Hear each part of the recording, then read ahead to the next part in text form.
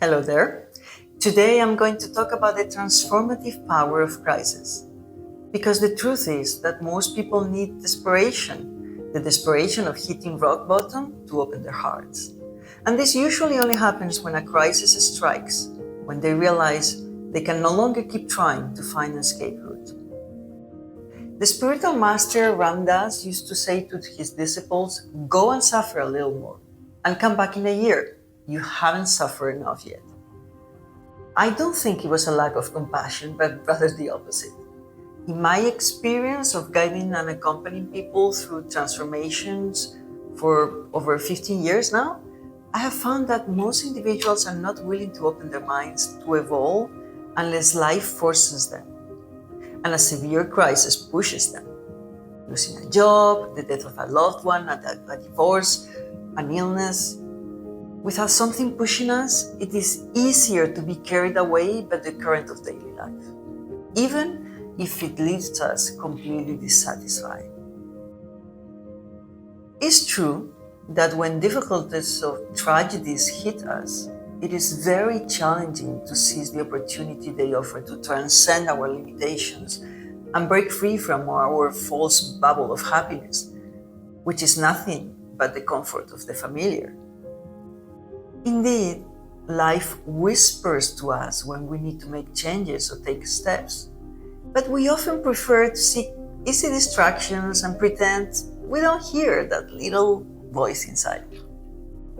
And as hard as it may seem and be to admit, pain can be the seed of personal growth. Many spiritual sages have attested to this.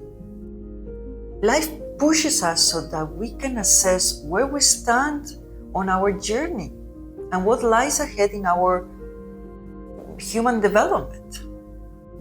The leader Indira Gandhi once said, "It's a true privilege to have endured a really difficult life." How many of us can say the same? Crisis humanizes us, make us vulnerable, bring us down from the pedestal we stand on, and show us the path to compassion towards others and to self-compassion. Not as condescension, but the condescension of the superior to the inferior, but as a relationship of equals. Only when we have experienced loss, we can understand the descents of others. Only when we have felt unprotected, can we comprehend the dilemmas of others without judging or criticizing them. Only when we have experienced disappointments and losses can we know how painful it is when others go through something similar. So crises shatter our pride and open the door to humility and connection with other human beings through the fragility we all share. So recognizing our weaknesses, yes, it can be complicated. Some of us have hardened our hearts or become arrogant or cynical due to life experiences. Some of us are perpetually angry or negative about everything. Others are intoxicated with power and money, constantly indulging in the gratification of their senses. Others are embittered by a life that didn't meet their expectations and believe it was unfair to them. But we must soften our edges and learn to find greater balance when we have been prisoners of these ideas and behaviors. So crises appear before us to facilitate a task we generally wouldn't undertake willingly. Transformation only occurs when we take a step forward, so to speak. When we go through self-awareness, we can observe ourselves and realize what is not working within us. And to do this, we must be able to question ourselves, bring our ghosts out of the closet and face them and admit our blind spots. It's never easy to realize that we are not as wonderful as we believe we are, as we often confuse our idealized selves with who we indeed are, to avoid having to recharge and work on the darker aspects of ourselves.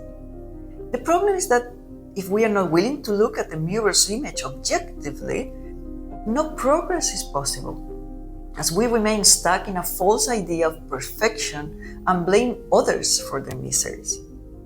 So many times the idealized image of ourselves only fades when something happens that reminds us that we are not infallible, even though in some way we rebel and refuse to acknowledge it. Sometimes we need pushes to snap out of the unconsciousness and start waking up and making choices. These pushes can become significant sources of suffering if we continue as we were, suppressing negative emotions that arise or diving into some sort of escapism. However, suppose we decide it's time for a profound reassessment and to work on ourselves, heal, and liberate ourselves from our burdens. In that case, the challenging situation will have served its purpose and will not need to repeat. Master Gudayev used to say, without self-knowledge, without understanding the functioning of our own machine, man cannot be free, cannot govern himself, and will always remain a slave. So remember that crisis pushes us out of our comfort zone, appearances, trivialities, and propel us towards a change. And they don't ask permission for that, of course. When automatism and habits imprison us, significant changes can only be achieved through crisis once they are recognized and understood. When the crisis comes, and it always does, instead of resisting and making it persist, let's open ourselves up to seeing what we can learn from it. And then it will serve as a springboard, not as a pit.